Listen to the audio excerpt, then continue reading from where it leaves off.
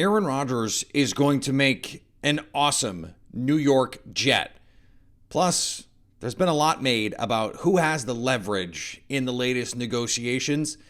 We dive into all of that on today's show. You are Locked On Packers, your daily Green Bay Packers podcast. Part of the Locked On Podcast Network, your team every day.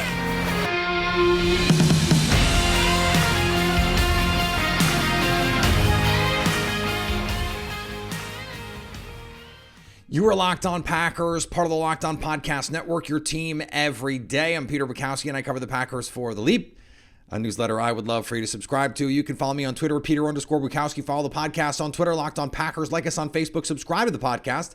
iTunes, Spotify, Google Podcasts, wherever you find podcasts, you will find Locked On Packers, the number one Packers podcast on the internet. And the show for fans who know what happened. They want to know why and how. Today's episode brought to you by our friends at Nissan. The all-new, all-electric 2023 Nissan Ariya. The Nissan Ariya, the EV for people who love to drive. Learn more at nissanusa.com.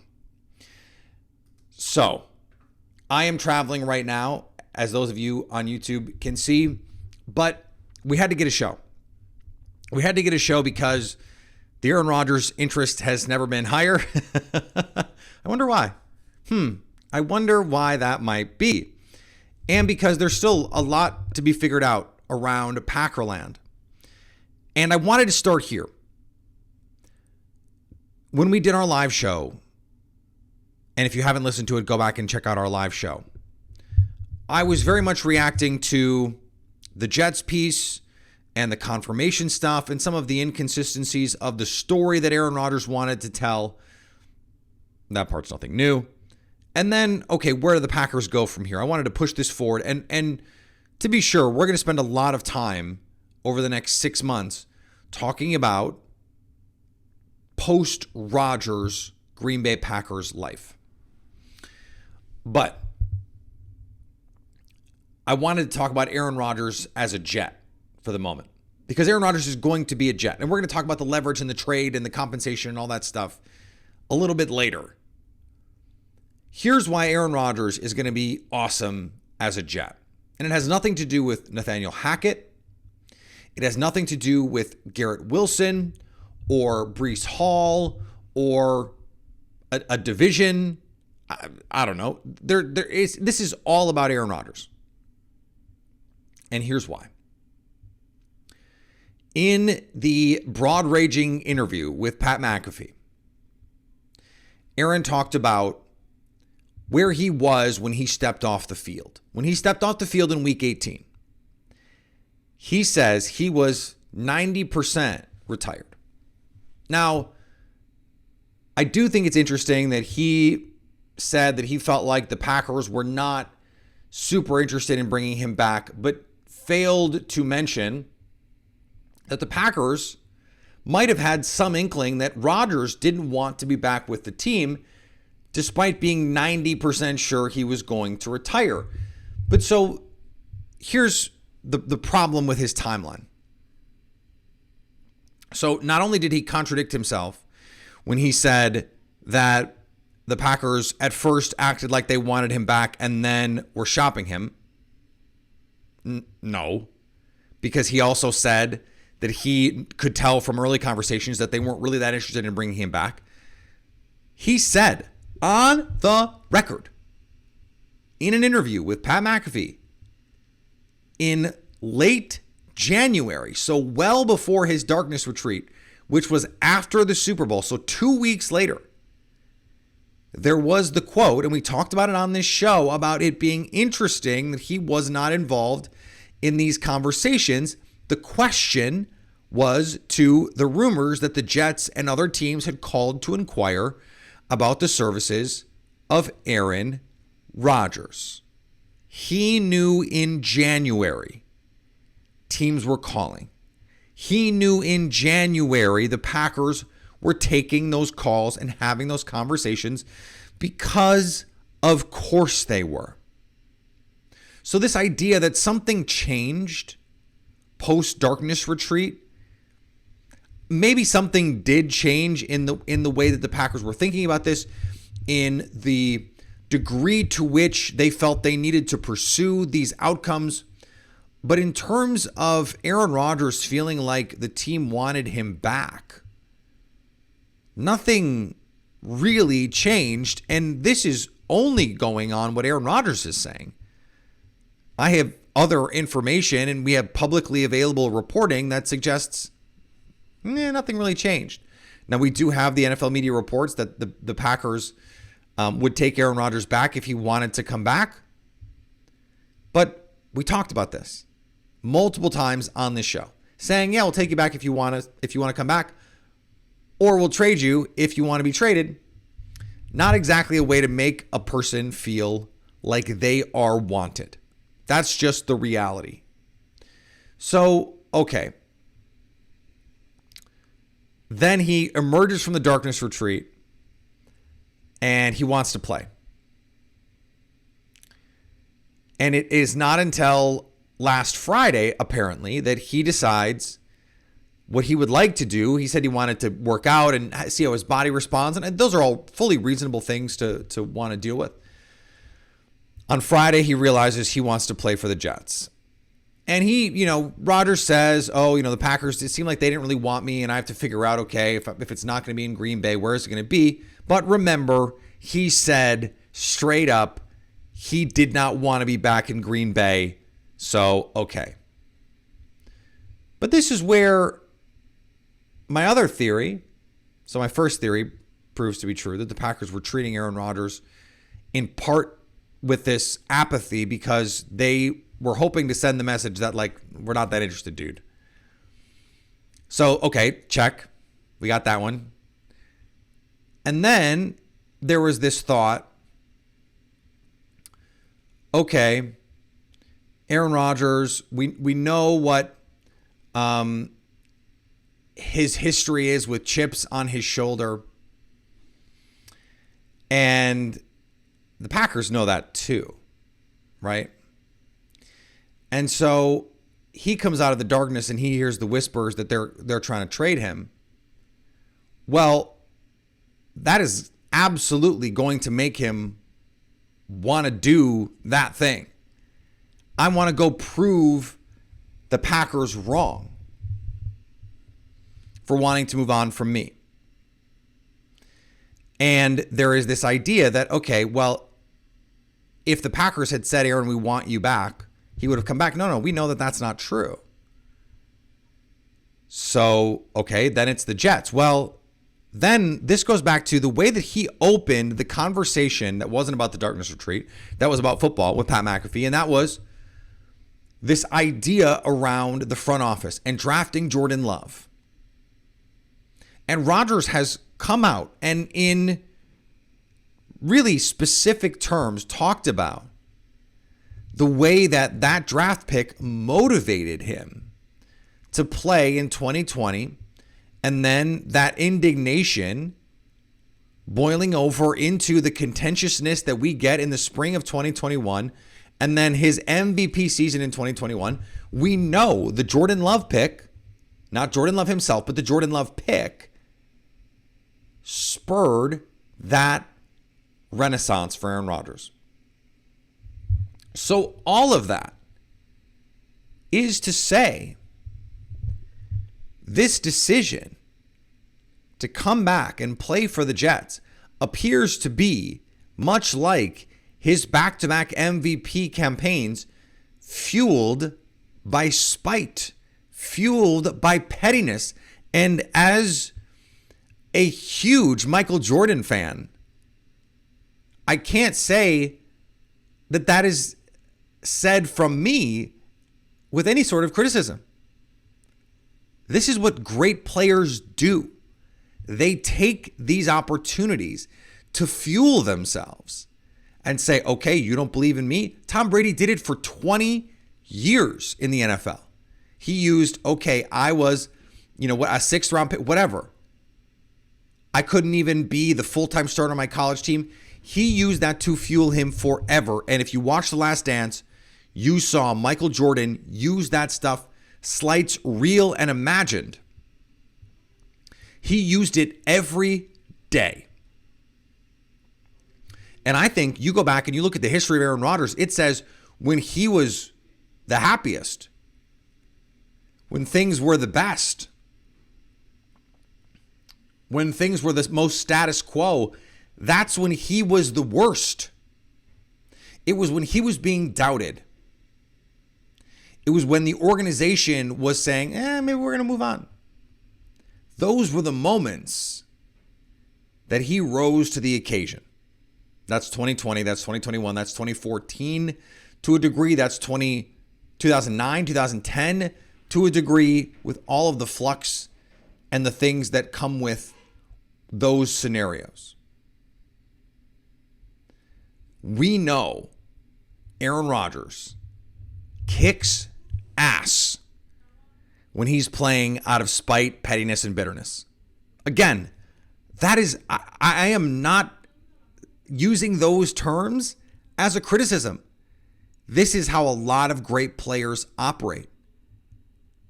And I think it is going to end up being a really great thing for him because it can reinvigorate him.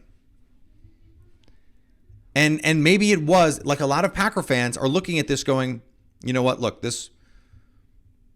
it reached a certain point, and I'm seeing the outpouring of support even from people that I follow on Twitter, fans who have had pointed criticisms of Aaron Rodgers and this process, who have gone, I just really want to see this play out. I want to see the ending. I have seen them pour their hearts out with gratitude.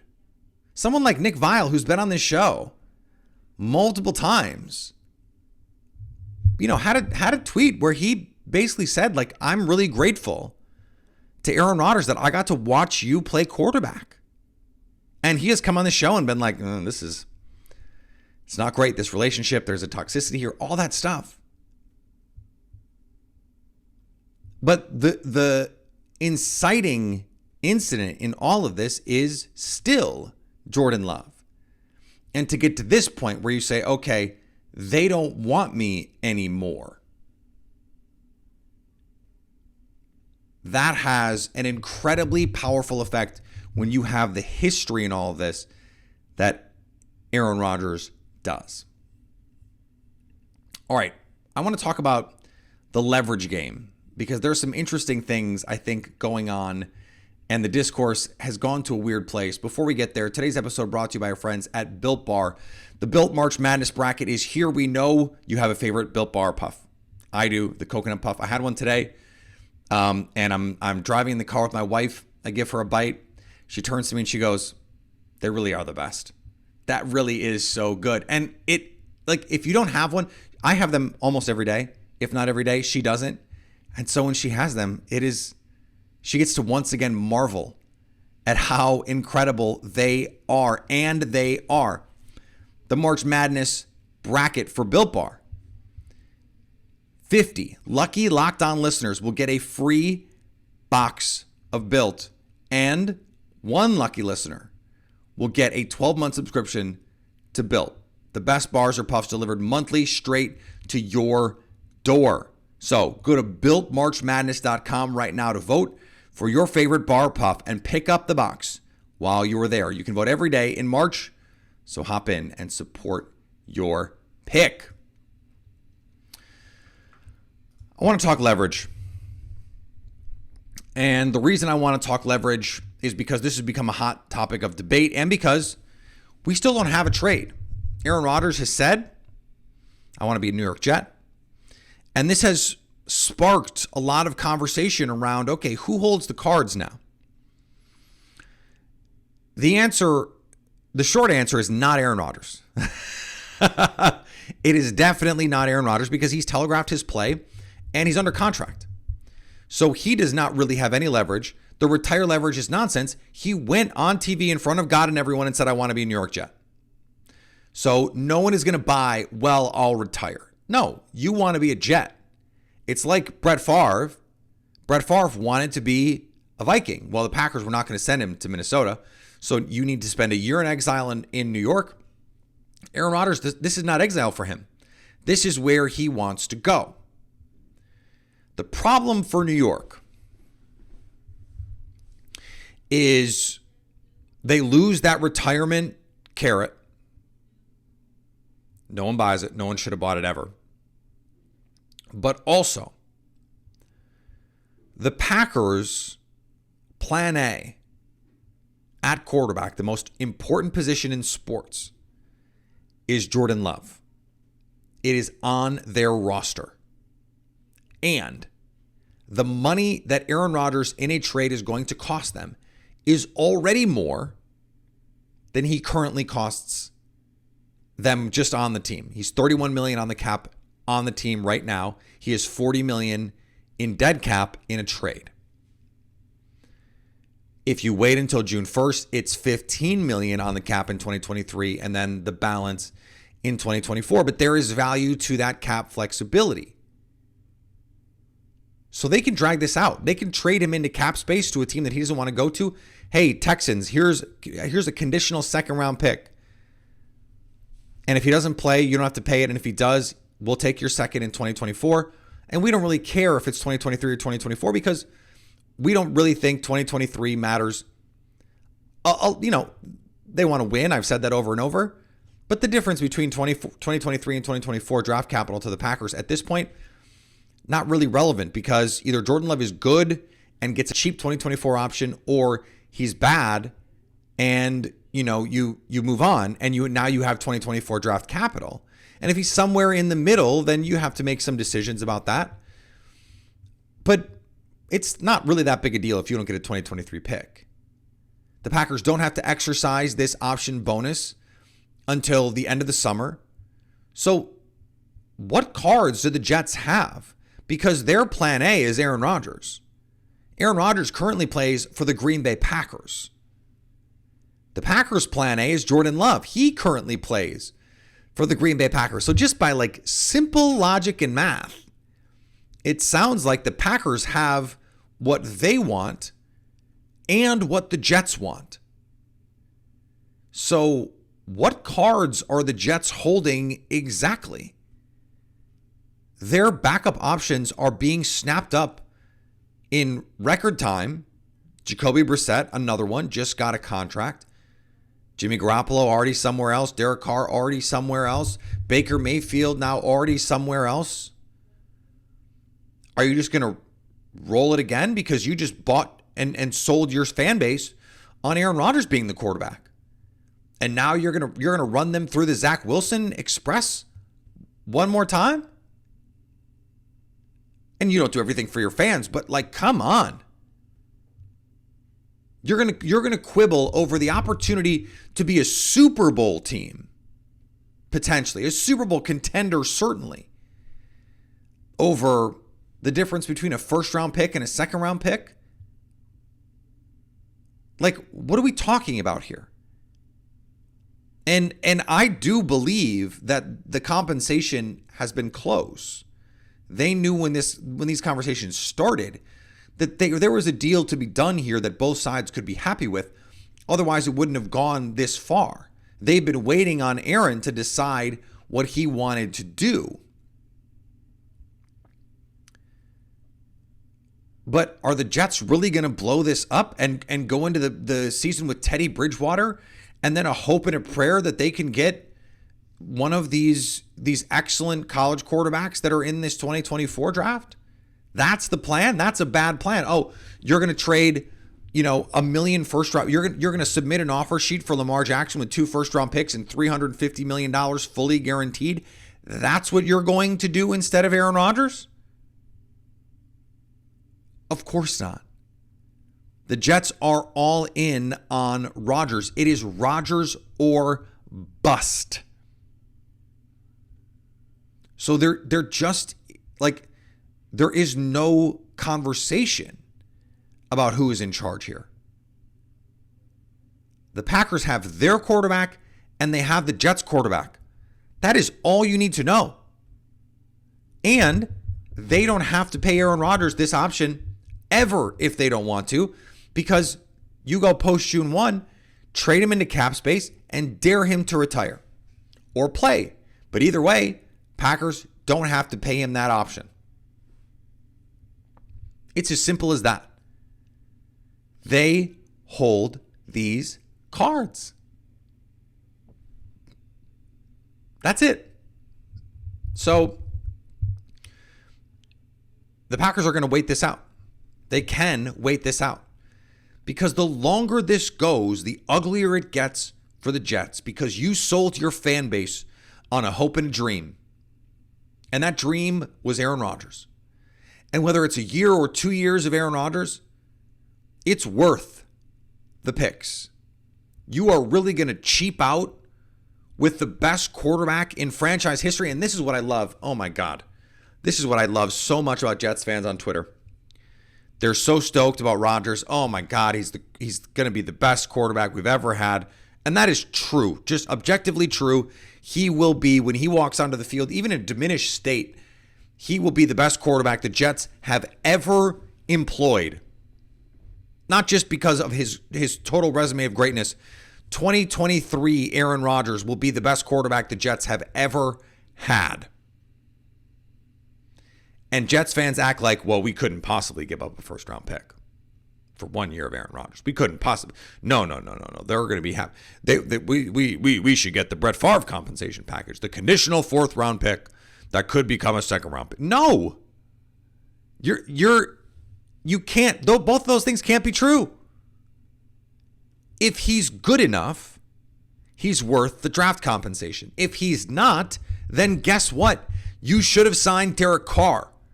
You should have signed Jimmy Garoppolo.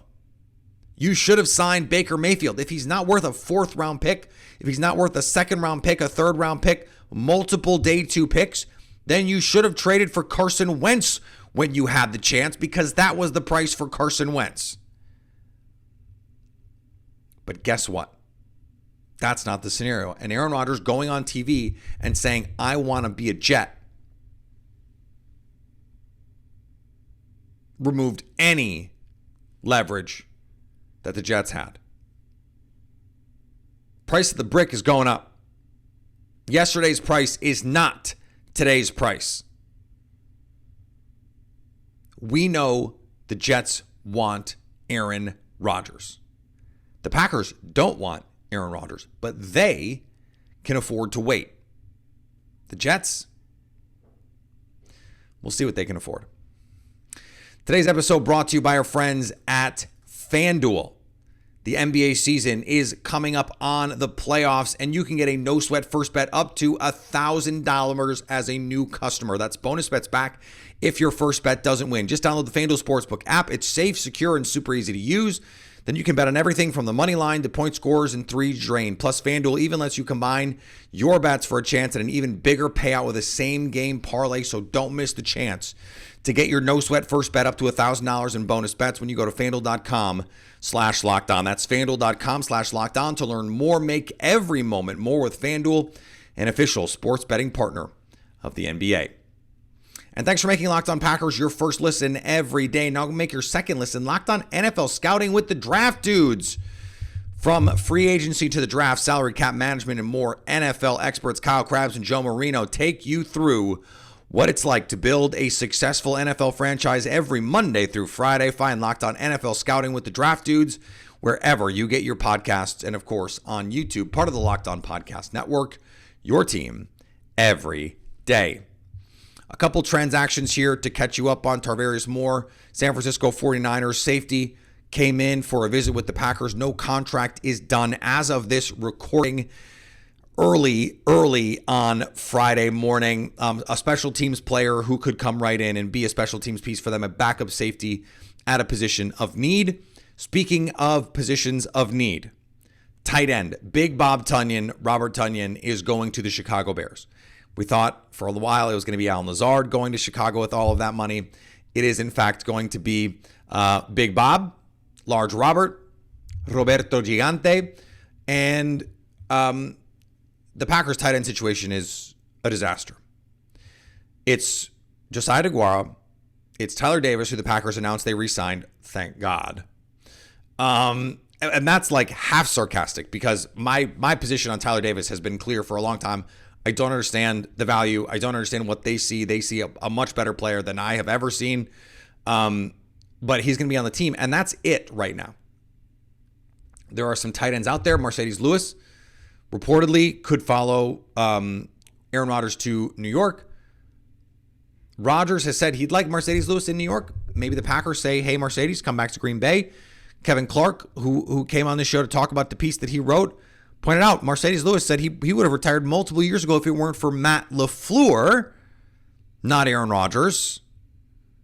So who is he loyal to? Maybe no one. Maybe the answer is he's just loyal to himself, and he'll make a decision if he wants to go play in New York. Cool. It could be a new opportunity for him. If he wants to stay in Green Bay and play for Matt LaFleur, cool. Could be an opportunity for him there. The Packers need tight end help. They need tight end help. And the only reason I bring this up on a day that is, dedicated mostly to Aaron Rodgers is because Jordan Love is going to need one of those guys, maybe two of those guys. And so there's some free agents out there. Guys like Mike Gesicki is a name to watch. I know that he's not the Y inline blocker that you normally think of here, but either was Big Bob, either was Tunyon, but he was a major part of all of their 11 personnel sets. You could flex him out wide. Gesicki is a much better player, or at least a more dynamic player than we saw Big Bob be last year, at least. Although neither of them were great last year, I think Gesicki's best is better than we've seen from Tunyon, though Tunyon was really, really, really good in 2020. Just doesn't have that sort of dynamic ability that Gesicki does. And Tunyon is coming, this is post-ACL Tunyon. We've seen Packers tight ends fall off after ACL. Jermichael Finley being a prime example. That guy was on his way to be an all-pro tight end and was still a really, really, really good player after that for 5-6 years. But was never quite the same dominating physical player. So I think the Packers are going to go one in free agency, one in the draft, and a high, we're talking about top 50 kind of pick. An extra top 50 pick would make it even easier, 13, 15, 45, 43. There's some nice picks in there. If you can get 3 of those 4, you're not going to get 4 of those 4, but if you can get 3 of those 4, you're going to have a great opportunity to get a really good tight end in a really good tight end draft. So something to think about there. We'll be back next week. Maybe we'll have an Aaron Rodgers conversation.